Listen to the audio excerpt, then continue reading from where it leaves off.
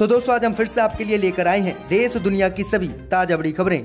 फटाफट एक एक कर विस्तार से आज आपको बताएंगे, तो वीडियो को अंत तक जरूर देखें। दोस्तों वीडियो बनाने में हमें काफी मेहनत लगी है, तो वीडियो को लाइक जरूर कर दें। जा दोस्तों पहली खबर में आपको बताएंगे जो बिग ब्रेकिंग न्यूज सामने निकल कर आ रही दोस्तों कि ड्यूटी के दौरान टोपी पहनने पर मुस्लिम दरोगा को असम की बीजेपी सरकार ने किया सस्पेंड, तो भड़क उठे देश के मुसलमान। तो वहीं आपको बताएंगे कि बिहार में ओवैसी की पार्टी के विधायक शहनवाज आलम को मिली जान से मारने की धमकी, तो ओवैसी की पार्टी में मची है खलबली। तो वहीं आपको बताएंगे कि ईरान पर पिछले हफ्ते हमला करने वाले थे डोनाल्ड ट्रंप, लेकिन हार के बाद खींच लिए थे अपने कदम। तो वहीं आपको बताएंगे कि सेना की वर्दी पहनना प्रधानमंत्री मोदी को पड़ा भारी। कांग्रेस बोली भारत को मिला है पहली बार एक बहरूपिया प्रधानमंत्री, ना तो ये सेना प्रमुख है ना ही अधिकारी, तो क्यों पहनता है सेना की वर्दी। तो वहीं आपको बताएंगे कि आजाद भारत में पहली बार बिना मुस्लिम मंत्री के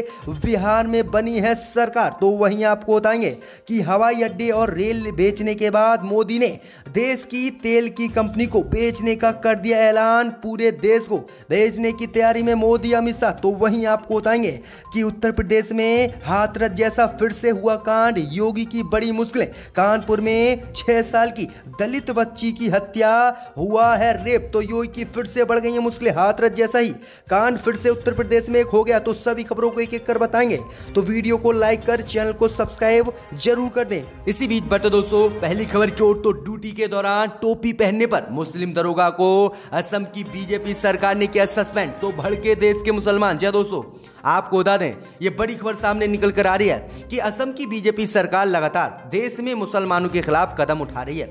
इसी बीच खबर सामने निकल कर आ रही दोस्तों कि असम में ड्यूटी के दौरान टोपी पहनने पर मुस्लिम दरोगा को बीजेपी की असम सरकार ने सस्पेंड कर दिया है। सस्पेंड हुए दरोगा की पहचान मोहम्मद शौकत अली के रूप में की गई है। जब दोस्तों आपको बता दें कि शौकत अली की इतनी सी गलती है कि उन्होंने ड्यूटी के दौरान टोपी पहन रखी थी, जिसको लेकर असम की बीजेपी सरकार ने अनुशासनहीनता और यूनिफॉर्म नियम का उल्लंघन किए जाने के आरोप में इन्हें सस्पेंड कर दिया है। जब दोस्तों आपको बता दें कि पुलिस अधिकारियों की एक तस्वीर सोशल मीडिया पर वायरल हो रही है, जिसमें वह ड्यूटी पर तैनात हुए पुलिस की वर्दी के साथ इस्लामिक टोपी पहने दिखाई दे रहे हैं, जिसके बाद इन्हें तत्काल बीजेपी की असम सरकार ने सस्पेंड कर दिया है। ऐसा ही मामला पिछले दिनों उत्तर प्रदेश में भी आया था। उत्तर प्रदेश में बिना अनुमति के दाढ़ी रखाने पर उत्तर प्रदेश की योगी सरकार ने भी दरोगा को निलंबित कर दिया था, जिसके बाद दरोगा ने अपनी दाढ़ी कटवाई और उसके बाद ही योगी सरकार ने उनका निलंबन वापस लिया,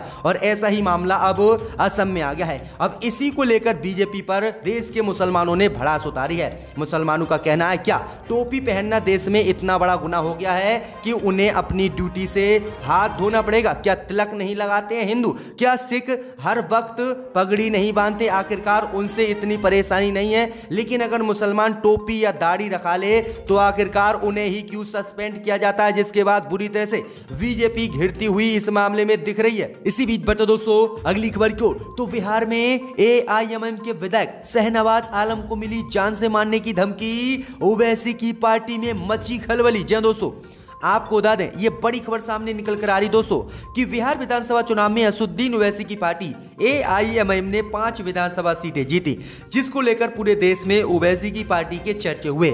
इसी बीच खबर सामने निकल कर आ रही दोस्तों कि अररिया जिले की जोगीहाट विधानसभा सीट से जीते हुए एआईएमएम के विधायक शहनवाज आलम को जान से मारने की धमकी मिली है। जब दोस्तों आपको बता दें कि एआईएमएम के विधायक शहनवाज आलम ने अपने बड़े भाई और पूर्व सांसद सरफराज आलम पर उन्हें जान से मारने का आरोप लगाया है, और परिवार के सदस्यों के साथ दुर्व्यवहार करने का भी आरोप लगाया है, जिसके बाद असदुद्दीन ओवैसी की पार्टी एआईएमएम में हलचल तेज हो गई है, और असदुद्दीन ओवैसी ने कड़ा कदम उठाते हुए जो है जोगीहाट विधानसभा सीट पर अपने पार्टी के कार्यकर्ताओं को सतर्क कर दिया है, और कहा है किसी भी कीमत पर कोई ऐसी घटना शहनवाज आलम के साथ ना हो, इसे लेकर कार्यकर्ता भी उन पर नजर रखें, यानी उनके भाई ने ही उन्हें जान से मारने की धमकी दे दी है। जी हां दोस्तों ये बड़ी अपडेट आ रही है बिहार से, असदुद्दीन ओवैसी के एक विधायक की जान खतरे में है। इसी बीच बढ़ते दोस्तों अगली खबर की ओर, तो ईरान पर पिछले हफ्ते हमले की तैयारी में थे डोनाल्ड ट्रंप, हार के बाद अधिकारियों ने रोका। जी हां दोस्तों आपको बता दें, ये बड़ी खबर सामने निकल कर आ रही दोस्तों कि अमेरिकी राष्ट्रपति चुनाव में डोनाल्ड ट्रंप की बुरी तरह से हार हुई है। लेकिन हार से पहले पिछले हफ्ते डोनाल्ड ट्रंप ने ईरान पर हमला करने का पूरा प्लान तैयार कर लिया था और पिछले हफ्ते ईरान पर डोनाल्ड ट्रंप हमला करने वाले थे। लेकिन अचानक ही जब चुनाव के नतीजे आए और डोनाल्ड ट्रंप बुरी तरह से अमेरिका में चुनाव हारे तो अधिकारियों ने डोनाल्ड ट्रंप को हमले से रोक दिया, नहीं तो पूरी दुनिया में एक बार फिर से विश्व युद्ध का खतरा होता। जहां दोस्तों ये रिपोर्ट में खुलासा हुआ है, डोनाल्ड ट्रंप के जो अधिकारी हैं उन्होंने खुलासा किया है कि पिछले हफ्ते ईरान के न्यूक्लियर साइट पर हमले की तैयारी में थे डोनाल्ड ट्रंप और सब कुछ तैयार कर लिया था। मिसाइलें भी तैयार हो गई थी और फाइटर प्लेनें भी तैयार हो गए थे। लेकिन जब डोनाल्ड ट्रंप चुनाव में हारे तब हमने डोनाल्ड ट्रंप को हमले से रोका था, नहीं तो ईरान पर बहुत बड़ा हमला डोनाल्ड ट्रंप करने वाले थे। जहां दोस्तों ये बड़ा खुलासा हुआ है। इसी बीच बढ़ते दोस्तों अगली खबर क्यों, तो आजाद भारत में पहली बार बिना मुस्लिम मंत्री के बिहार में बनी सरकार। जय दोस्तों आपको बता दें, ये बड़ी खबर सामने निकल कर आ रही दोस्तों कि बिहार का आज इतिहास बदल गया है। बिहार में एनडीए की जीत हुई और जीत के बाद नीतीश कुमार ने सोमवार को 7वीं बार मुख्यमंत्री पद की शपथ ली। बिहार में बड़ी मुस्लिम आबादी के बावजूद मंत्रिमंडल में कोई भी मुस्लिम नेता इस बार शामिल नहीं हुआ है।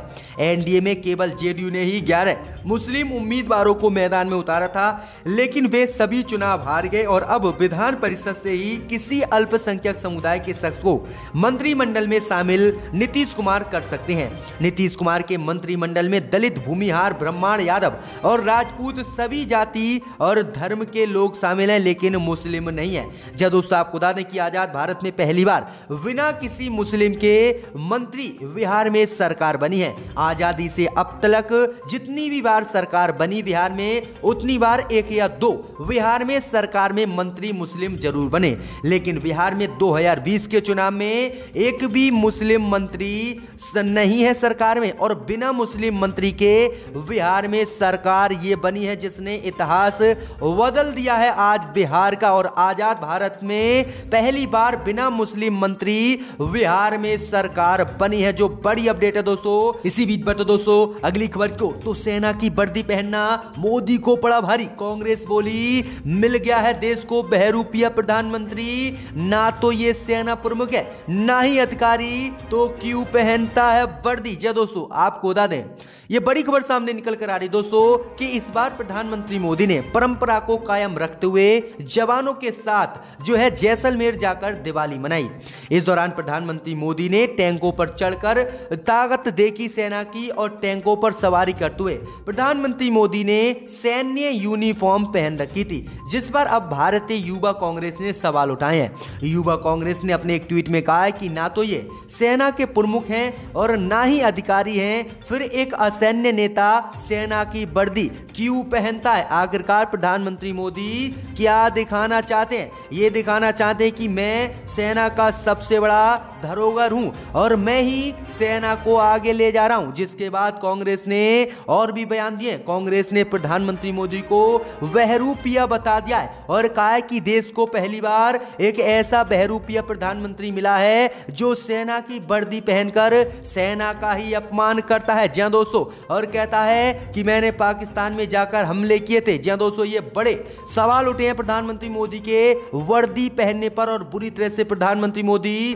फंस गए हैं। इसी बीच बढ़ते दोस्तों अगली खबर को, तो रेलवे और हवाई अड्डे बेचने के बाद मोदी सरकार ने देश की सरकारी तेल कंपनी भारतीय पेट्रोलियम को बेचने का कर दिया ऐलान। जी दोस्तों आपको बता दें, ये बड़ी खबर सामने निकल कर आ रही है दोस्तों कि जब से केंद्र में मोदी सरकार बनी है तब से लगातार सरकारी संपत्तियों को बेचकर उनका निजीकरण कर रही है। पिछले दिनों केंद्र की मोदी सरकार ने देश के कई हवाई अड्डे और कई रेलवे को बेचने के साथ साथ कई जो है बैंकों को भी बेचा, जिसके बाद आज खबर सामने निकल कर आ रही दोस्तों कि देश की सरकारी तेल कंपनी भारतीय पेट्रोलियम कॉर्पोरेशन लिमिटेड को भी मोदी सरकार ने बेचने का ऐलान कर दिया है। जब दोस्तों आपको बता दें कि मोदी सरकार इस सरकारी कंपनी में अपनी हिस्सेदारी बेचने वाली है और इसको लेकर मोदी सरकार ने बोली भी लगा ली है। हालांकि देश के सबसे रईस शख्स मुकेश अंबानी की कंपनी रिलायंस इंडस्ट्रीज ने इसे खरीदने से मना कर दिया है। इसके इसके अलावा सऊदी अरब की कंपनी सऊदी अरामको ने भी इसमें दिलचस्पी नहीं दिखाई है, जिसको लेकर मोदी सरकार बुरी तरह से फंस गई है और कंपनी की 52.98% हिस्सेदारी बेचने की बोली मोदी सरकार ने लगा दी है, जिसको लेकर अब मोदी सरकार को इस कंपनी के खरीदार नहीं मिल रहे हैं। लेकिन मोदी सरकार ने भारत पेट्रोलियम सरकारी कंपनी को बेचने का ऐलान कर दिया है। तो ये बड़ी अपडेट आ रही है, धीरे धीरे देश की जमीन को भी बीजेपी बेच देगी। इसी बीच बता दोस्तों अगली खबर की ओर, तो योगी की फिर बड़ी मुश्किलें, हाथरस के बाद कानपुर में भी दलित युवती के साथ गैंगरेप कर दी गई है हत्या। जहां दोस्तों आपको बता दें कि लगातार उत्तर प्रदेश में दलितों के साथ उत्पीड़न हो रहा है, इसको अब कोई नहीं नकार सकता। जब दोस्तों आपको बता दें कि पिछले दिनों हाथरस में जिस तरह से दलित युवती के साथ गैंगरेप कर उसकी हत्या हुई थी और योगी सरकार ने किस तरह से अपनी तानाशाही इस मामले में दिखाई थी, अब ऐसा ही मामला कानपुर में सामने आया है। कानपुर में भी 6 साल की दलित युवती के साथ गैंगरेप कर उसकी हत्या कर दी गई है। कानपुर जिले के घाटमपुर क्षेत्र में दीपावली की रात कथित रूप से काला जादू और तंत्र मंत्र के लिए 6 साल की एक दलित लड़की की हत्या से पहले उसके साथ गैंगरेप हुआ और फिर उसकी हत्या कर दी गई। वहीं आपको बता दें कि हत्या करने वाले दोनों आरोपियों ने उस बच्ची के फेफड़े निकाल लिए और उसको काला जादू करने के लिए अंगों की जरूरत थी, इसको लेकर उसने ये खुलासा किया है। जिसके बाद अब उत्तर प्रदेश में योगी की फिर से मुश्किलें बढ़ गई हैं कि आखिरकार उत्तर प्रदेश में ही बलात्कार की घटनाएं क्यों कम होने का नाम नहीं ले रही हैं। इसी बीच बता दोस्तों अगली खबर की ओर, तो कपिल सिब्बल के बयान के बाद कांग्रेस में घमासान तेज। सोनिया गांधी ने शाम 5:30 बजे बुलाई है अहम बैठक। जहां दोस्तों आपको बता दें कि बिहार विधानसभा चुनाव में शर्मनाक प्रदर्शन के बाद कांग्रेस में घमासान मच गया है। बिहार और अन्य राज्यों में हुए उपचुनाव में पार्टी बुरी तरह से हारी, जिसको लेकर पार्टी के वरिष्ठ नेता कपिल सिब्बल ने सबसे पहले आवाज उठाई। जिसके बाद आज सोनिया गांधी ने अनन फनन में 5:30 बजे नेताओं की बैठक बुलाई है। माना जा रहा है कि कपिल सिब्बल के बयान के बाद बने दबाव के चलते सोनिया गांधी ने यह समीक्षा बैठक बुलाई है। इसमें बिहार और उपचुनाव में मिली हार पर मंथन होगा। वीडियो कॉन्फ्रेंसिंग से होने वाली इस बैठक में अहमद पटेल को बीमार होने के बावजूद भी शामिल होने के लिए कहा गया है। वहीं आपको बता दें कि बिहार में 70 सीटों पर कांग्रेस चुनाव लड़ी थी, जिसमें से 19 पर ही जीत हासिल की थी और लगातार अन्य राज्यों में भी बुरी तरह से कांग्रेस हारी, जिसको लेकर यह बड़ी बैठक सोनिया गांधी ने बुलाई है। इसी बीच बढ़ते दोस्तों अगली खबर की ओर, तो शपथ ग्रहण में दिखी नीतीश कुमार की मजबूरी, बिहार में टूट सकता है बीजेपी जेडीयू का गठबंधन। जब दोस्तों आपको बता दें कि बिहार विधानसभा चुनाव में जीतने के बाद 7वीं बार नीतीश कुमार ने बिहार में मुख्यमंत्री पद की शपथ ली, जिसके बाद अब बिहार में लगने लगा है कि बिहार में नीतीश कुमार की मजबूरी साफ दिखाई दी।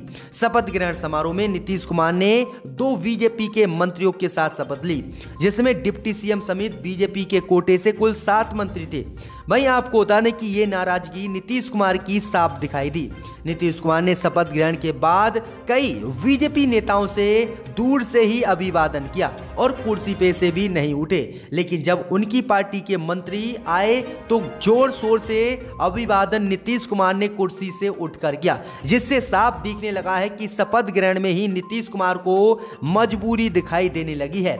और अब उम्मीद जताई जा रही कि आने वाले समय में बीजेपी और जेडीयू का गठबंधन टूट सकता है और बिहार में सरकार गिर सकती है। और जेडीयू को भी ऐसा लग रहा है, क्योंकि आपको बता दें कि जेडीयू पहले बिहार में बड़े भाई के रूप में थी, लेकिन जब चुनाव के नतीजे आए तो जेडीयू छोटे भाई के रूप में रही और बीजेपी बड़े भाई के रूप में हो गई है। अब सवाल ये भी उठ रहे हैं कि ताज नीतीश कुमार पर रहेगा, लेकिन प्रशासन बिहार में बीजेपी के हाथों में रहेगा, यानी रिमोट से अब नीतीश कुमार बिहार में कंट्रोल होने वाले हैं।